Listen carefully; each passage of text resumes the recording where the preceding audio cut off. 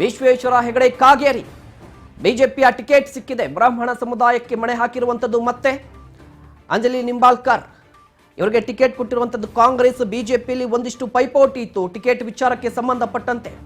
ಸತತ 4 ವರ್ಷಗಳ ಕಾಲ ಕ್ಷೇತ್ರದಲ್ಲಿ ಕಾಣಿಸಿಕೊಳ್ಳದಂತಹ ಹಾಲಿ ಸಂಸದರು ಅನಂತಕುಮಾರ್ ಹೆಗಡೆ ಏಕಾಏಕಿಯಾಗಿ ಕಳೆದ 2 ತಿಂಗಳಲ್ಲಿ ಫುಲ್ ಆಕ್ಟಿವ್ ಆಗ್ತಾರೆ. ಬೇಕಾಬಿಟ್ಟಿ ಸ್ಟೇಟ್ಮೆಂಟ್ಗಳನ್ನು ಕೊಡ್ತಾರೆ, ವಿವಾದವನ್ನು ಸೃಷ್ಟಿ ಮಾಡ್ತಾರೆ. ಟಿಕೆಟ್ ಸಿಕ್ಕೇ ಸಿಗುತ್ತೆ ಅನ್ನುವ ವಿಶ್ವಾಸದಲ್ಲಿರ್ತಾರೆ. ಆದರೆ ಹೈಕಮಾಂಡ್ ಒಂದು ನಿರ್ಧಾರವನ್ನು ಮಾಡುತ್ತೆ, ಹೊಸ ಅಭ್ಯರ್ಥಿಗೆ ಟಿಕೆಟ್ ಕೊಡುತ್ತೆ. ವಿಶ್ವೇಶ್ವರ ಹೆಗಡೆ ಕಾಗೇರಿ ಮಾಜಿ ಸ್ಪೀಕರ್, ಈ ಬಾರಿ ಚುನಾವಣೆಯಲ್ಲಿ ಸೋಲಾಗಿದೆ. ಅಸೆಂಬ್ಲಿ ಚುನಾವಣೆಯಲ್ಲಿ ಅವರು ಕೂಡ ಟ್ರೈ ಮಾಡ್ತಾ ಇದ್ರು ನನಗೆ ಟಿಕೆಟ್ ಬೇಕು ಅಂತ. ಅಂತಿಮವಾಗಿ ಅವರಿಗೆ ಟಿಕೆಟ್ ಸಿಕ್ಕಿದೆ. ಫೈರ್ ಬ್ರ್ಯಾಂಡ್ ಅನಂತಕುಮಾರ್ ಹೆಗಡೆ ಈ ಬಾರಿ ಚುನಾವಣೆಯಲ್ಲಿ ಸ್ಪರ್ಧಿಸ್ತಾ ಇಲ್ಲ. ಒಂದಿಷ್ಟು ಟಿಕೆಟ್ ಕಗ್ಗಂಟು ಇತ್ತು ಬಿಜೆಪಿಯಲ್ಲಿ, ಕೊನೆಗೂ ಕೂಡ ಅಳೆದು ತೂಗಿ ವಿಶ್ವೇಶ್ವರ ಹೆಗಡೆ ಕಾಗೇರಿಯವರಿಗೆ ಟಿಕೆಟ್ ಕೊಟ್ಟಿರುವಂಥದ್ದು. ಇಲ್ಲಿ ಗಮನಿಸಬೇಕಾದ ವಿಚಾರ ಏನಂದರೆ, ಅನಂತಕುಮಾರ್ ಹೆಗಡೆ ಅಂದರೆ ಫೈರ್ ಬ್ರ್ಯಾಂಡ್, ಫೈರ್ ಆಗ್ತಾ ಇದ್ರು ಪ್ರತಿ ಬಾರಿ ಕೂಡ. ಅವರು ಮಾತನಾಡ್ತಾರೆ ಅಂದರೆ ಸಿಡಿಗುಂಡು, ಪ್ರತಿಯೊಂದು ಮಾತು ಸಿಡಿಗುಂಡು, ಬುಲೆಟ್ ಥರ ಬರ್ತಾ ಇತ್ತು. ಆದರೆ ವಿಶ್ವೇಶ್ವರ ಹೆಗಡೆ ಕಾಗೇರಿ ಫುಲ್ ಸಾಫ್ಟ್, ತುಂಬ ಸಾಫ್ಟ್ ಆಗಿ ಮಾತನಾಡುವಂತಹ, ಹಿಂದುತ್ವವಾದವನ್ನು ಪ್ರತಿಪಾದಿಸಿದ್ರು, ಉಗ್ರವಾದ ಇಲ್ಲ. ಇದು ಮಂದಗಾಮಿಯಾಗಿ ಹೋಗ್ತಾ ಇದ್ದದ್ದು. ಇಂಥವ್ರಿಗೆ ಈಗ ಟಿಕೆಟ್ ಸಿಕ್ಕಿರುವಂಥದ್ದು.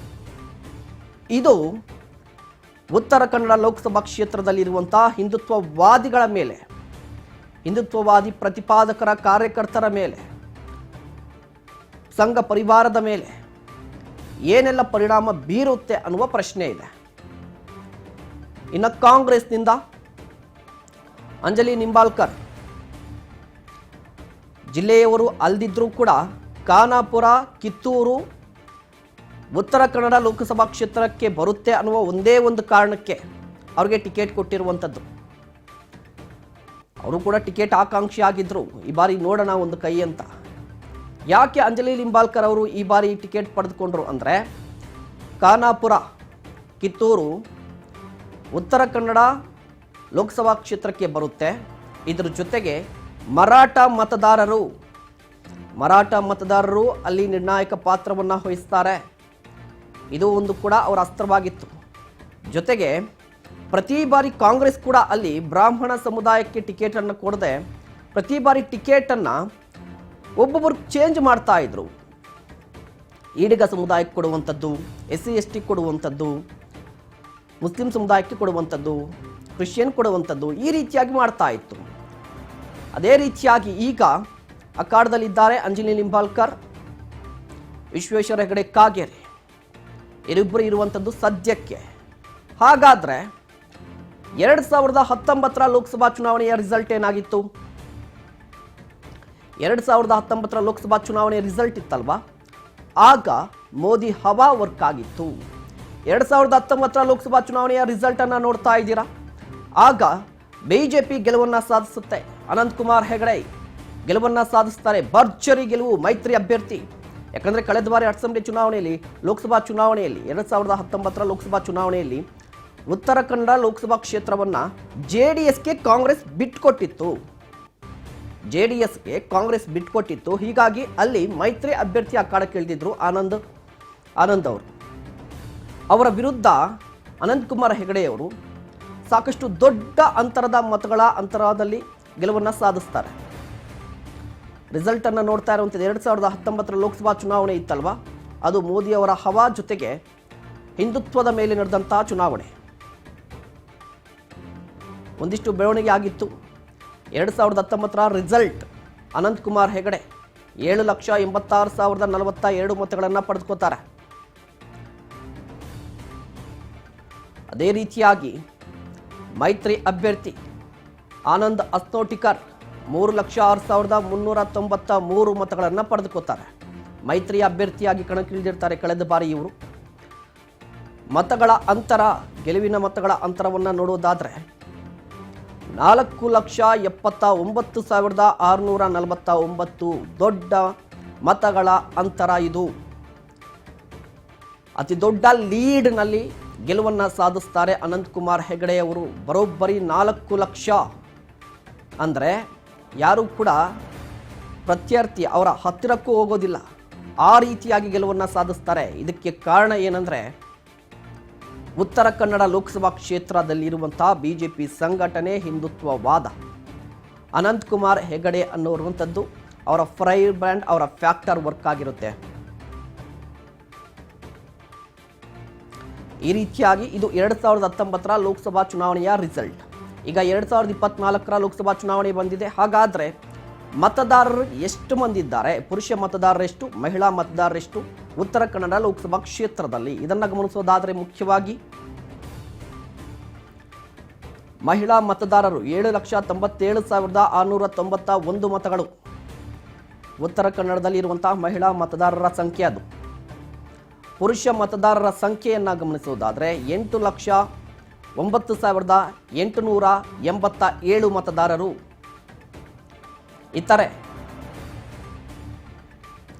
ಇತರೆ ಮತದಾರರನ್ನು ಗಮನಿಸಿದರೆ 22. ಒಟ್ಟಾರೆಯಾಗಿ ಉತ್ತರ ಕನ್ನಡ ಲೋಕಸಭಾ ಕ್ಷೇತ್ರದ ಒಟ್ಟು ಮತದಾರರ ಸಂಖ್ಯೆ 16,07,600. 16,07,600 ಮತದಾರರು ಉತ್ತರ ಕನ್ನಡ ಲೋಕಸಭಾ ಕ್ಷೇತ್ರದಲ್ಲಿರುವಂಥದ್ದು. ಇದರಲ್ಲಿ ಮಹಿಳೆಯರ ಸಂಖ್ಯೆ 7,97,691, ಪುರುಷ ಮತದಾರರು 8,09,887, ಇತರೆ 22. ಒಟ್ಟಾರೆಯಾಗಿ ನೋಡೋದಾದರೆ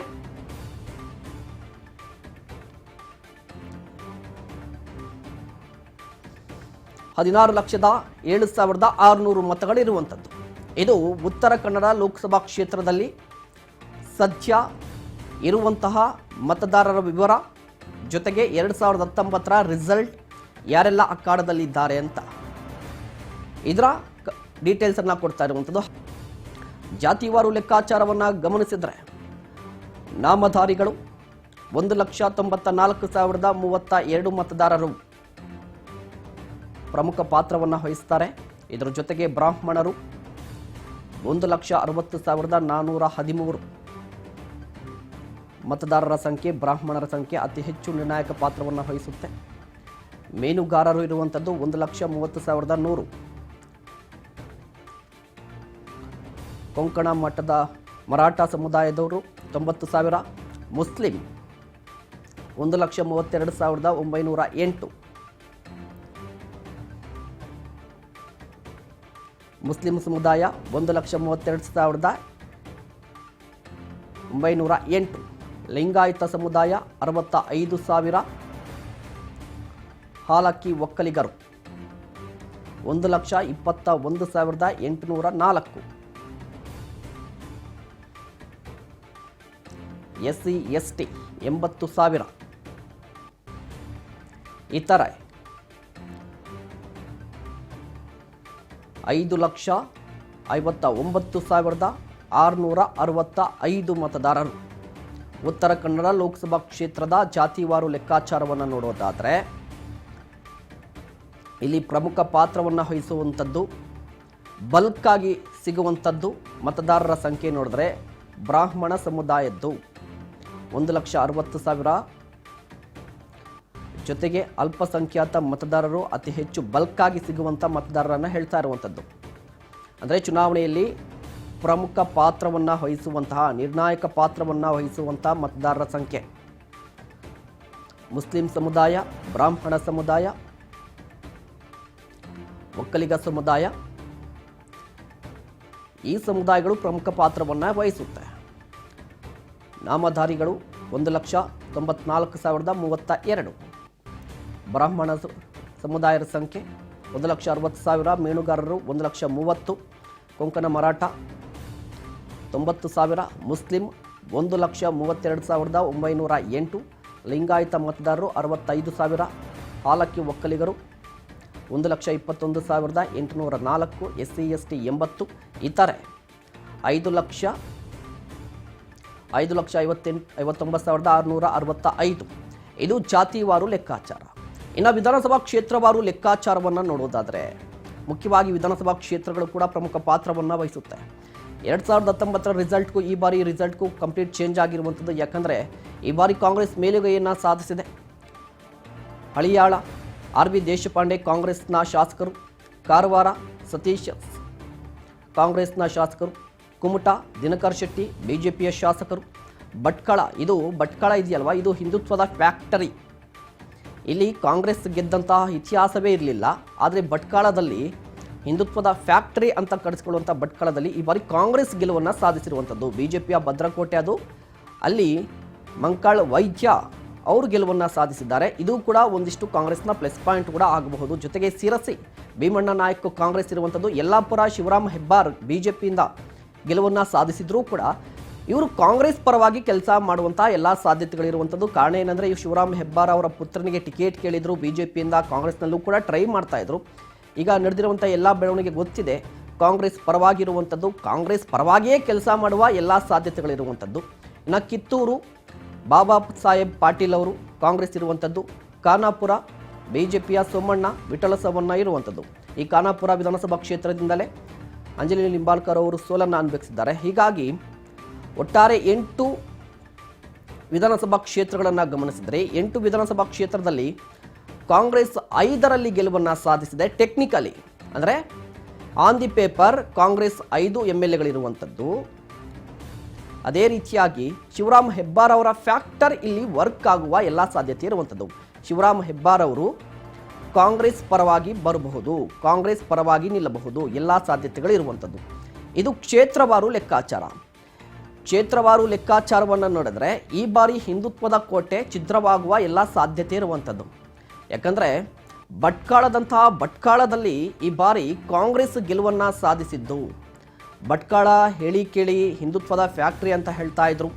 ಇದರ ಜೊತೆಗೆ ಉತ್ತರ ಕನ್ನಡ ಲೋಕಸಭಾ ಕ್ಷೇತ್ರ ಕೂಡ ಹಿಂದುತ್ವದ ಪ್ರತಿಪಾದನೆ ಮಾಡ್ತಾ ಇದ್ದಂಥ ಲೋಕಸಭಾ ಕ್ಷೇತ್ರ. ಇಲ್ಲಿ ಮುಖ್ಯವಾಗಿ ಚುನಾವಣಾ ಅಜೆಂಡಾ ಏನಾಗಿರುತ್ತೆ ಅಂದರೆ ಹಿಂದುತ್ವ ಆಗ್ತಾ ಇತ್ತು. ಇಷ್ಟು ವರ್ಷಗಳ ಕಾಲ ಸುದೀರ್ಘವಾಗಿ ಬಿಜೆಪಿ ಗೆದ್ದುಕೊಂಡು ಬರ್ತಾ ಇದ್ದ ಕಾರಣ ಏನಂದರೆ ಅನಂತಕುಮಾರ್ ಹೆಗಡೆ ಅವರ ಫ್ಯಾಕ್ಟರ್ ಇದೆಯಲ್ವಾ, ಅವರ ಹಿಂದುತ್ವವಾದ ಇದೆಯಲ್ವಾ, ಅದು ತುಂಬ ಪ್ರಮುಖ ಪಾತ್ರವನ್ನು ವಹಿಸ್ತಾ ಇತ್ತು. ಆದರೆ ಈ ಬಾರಿ ಏನಾಗಿದೆ, ಕಂಪ್ಲೀಟ್ ಸೆನಾರಿಯೋ ಚೇಂಜ್ ಆಗಿದೆ. ಕಾಂಗ್ರೆಸ್ನ ಶಾಸಕರು ಹೆಚ್ಚಿನ ಸಂಖ್ಯೆಯಲ್ಲಿರುವಂಥದ್ದು. ಭಟ್ಕಳದಲ್ಲಿ ಪ್ರಮುಖವಾಗಿ ಹಿಂದುತ್ವದ ಫ್ಯಾಕ್ಟರಿ ಭಟ್ಕಳ ಸಂಘ ಪರಿವಾರ ತುಂಬ ಗಟ್ಟಿಯಾಗಿರುವಂಥ ಕ್ಷೇತ್ರ ಅದು. ಆ ಕ್ಷೇತ್ರದಲ್ಲಿ ಕಾಂಗ್ರೆಸ್ ಗೆಲುವನ್ನು ಸಾಧಿಸಿರುವಂಥದ್ದು. ಇದರ ಜೊತೆಗೆ ಬಿಜೆಪಿಯ ಕಾರ್ಯಕರ್ತರು ಕೂಡ ಈ ಬಾರಿ ಅಭಿವೃದ್ಧಿ ವಿಚಾರಕ್ಕೆ ಸಂಬಂಧಪಟ್ಟಂತೆ ಒಂದಿಷ್ಟು ವಾಗ್ವಾದವನ್ನು ನಡೆಸಿದರು. ಕಾರಣ ಏನಂದರೆ ಸೂಪರ್ ಸ್ಪೆಷಾಲಿಟಿ ಆಸ್ಪತ್ರೆ ಇತ್ತಲ್ವಾ, ಉತ್ತರ ಕನ್ನಡಕ್ಕೆ ಸೂಪರ್ ಸ್ಪೆಷಾಲಿಟಿ ಆಸ್ಪತ್ರೆ ಬರಬೇಕು ಅಂತ ದೊಡ್ಡ ಅಭಿಯಾನ ನಡೆದಿತ್ತು. ಆ ಅಭಿಯಾನದಲ್ಲಿ ಬಿಜೆಪಿಯ ಕಾರ್ಯಕರ್ತರು, ಕಾಂಗ್ರೆಸ್ ಕಾರ್ಯಕರ್ತರು, ಎಲ್ಲ ಕಾರ್ಯಕರ್ತರು ಕೂಡ ಭಾಗಿಯಾಗಿದ್ದರು. ಆದರೆ ಸಂಸದರಾಗಿ ಸತತ ಗೆಲುವನ್ನು ಸಾಧಿಸ್ತಾ ಇದ್ದಂಥ ಸಂಸದರಾಗಿ ಕೇಂದ್ರದಲ್ಲಿ ಸಚಿವರಾಗಿದ್ದಂಥ ಅನಂತಕುಮಾರ್ ಹೆಗಡೆ ಆ ವಿಚಾರದಲ್ಲಿ ಪ್ರಯತ್ನವನ್ನು ಪಡಲಿಲ್ಲ, ಅಭಿವೃದ್ಧಿ ವಿಚಾರದಲ್ಲಿ ಪ್ರಯತ್ನವನ್ನು ಪಡಲಿಲ್ಲ. ಇದರ ಜೊತೆಗೆ ಕಳೆದ 4 ವರ್ಷಗಳಲ್ಲಿ ಅನಂತಕುಮಾರ್ ಹೆಗಡೆಯವರು ಕಳೆದ 4 ವರ್ಷಗಳಲ್ಲಿ ಸಂಸದರಾಗಿ ಕ್ಷೇತ್ರದಲ್ಲಿ ಯಾರ ಸಂಪರ್ಕಕ್ಕೂ ಸಿಕ್ಕಿರಲಿಲ್ಲ, ಎಲ್ಲೂ ಕೂಡ ಕಾಣಿಸ್ಕೊಂಡಿರಲಿಲ್ಲ. ಹೀಗಾಗಿ ಈಗ ಈಸಿಯಾಗಿ ಕೂಡ ಅಲ್ಲಿನ ಮತದಾರರು ಕೂಡ ಒಂದಿಷ್ಟು ಬದಲಾವಣೆ ಬಯಸಿದ್ದಾರಾ ಅನ್ನುವ ಪ್ರಶ್ನೆ ಮೂಡುತ್ತೆ. ಕಾರಣ ಏನಂದರೆ ಅಮೃತ ಕೂಡ ಅತಿಯಾದರೆ ವಿಷ ಆಗುತ್ತೆ. ಅದೇ ರೀತಿಯಾಗಿ ಹಿಂದುತ್ವವಾದ ಅತಿಯಾದರೆ ವಿಷ ಆಗ್ತಾ ಇದೆಯಾ ಉತ್ತರ ಕನ್ನಡ ಲೋಕಸಭಾ ಕ್ಷೇತ್ರದಲ್ಲಿ? ಯಾಕಂದರೆ ಹಿಂದುತ್ವವಾದವನ್ನು ತುಂಬ ಗಟ್ಟಿಯಾಗಿ ಪ್ರತಿಪಾದಿಸ್ತಾ ಇದ್ದಂಥ ಅನಂತಕುಮಾರ್ ಹೆಗಡೆಯವರಿಗೆ ಟಿಕೆಟ್ ಮಿಸ್ ಆಗಿದ್ದೇ ಅಲ್ಲಿನ. ಈ ಬಾರಿ ಸೆನಾರಿಯೋ ಏನಾದರೂ ಚೇಂಜ್ ಆಗ್ತಾ ಇದೆಯಾ? ಉತ್ತರ ಕನ್ನಡ ಲೋಕಸಭಾ ಕ್ಷೇತ್ರದಲ್ಲಿ ಪ್ರತಿ ಬಾರಿ ಹಿಂದುತ್ವ ವರ್ಸಸ್ ಅಭಿವೃದ್ಧಿ ಅನ್ನೋ ಥರ ಹೋಗ್ತಾ ಇದ್ದಂಥ ಸಂದರ್ಭದಲ್ಲಿ ಈಗ ಕಂಪ್ಲೀಟಾಗಿ ಬಿಜೆಪಿ ಕೂಡ ಹಿಂದುತ್ವವಾದಿಗಳನ್ನು ಪಕ್ಕಕ್ಕೆ ಇಟ್ಟು ಮೃದು ಸ್ವಾಮ್ಯದ ವಿಶ್ವೇಶ್ವರ ಹೆಗಡೆ ಕಾಗೇರಿ ಅವರಿಗೆ ಟಿಕೆಟ್ ಕೊಟ್ಟಿರುವಂಥದ್ದು. ಇದು ಎಲ್ಲೋ ಒಂದು ಕಡೆ ಬಿಜೆಪಿಗೆ ಪ್ಲಸ್ ಆಗುತ್ತಾ ಅಥವಾ ಮೈನಸ್ ಆಗುತ್ತಾ ಅನ್ನುವ ಚರ್ಚೆಗಳು ಕೂಡ ಆರಂಭವಾಗಿರುವಂಥದ್ದು.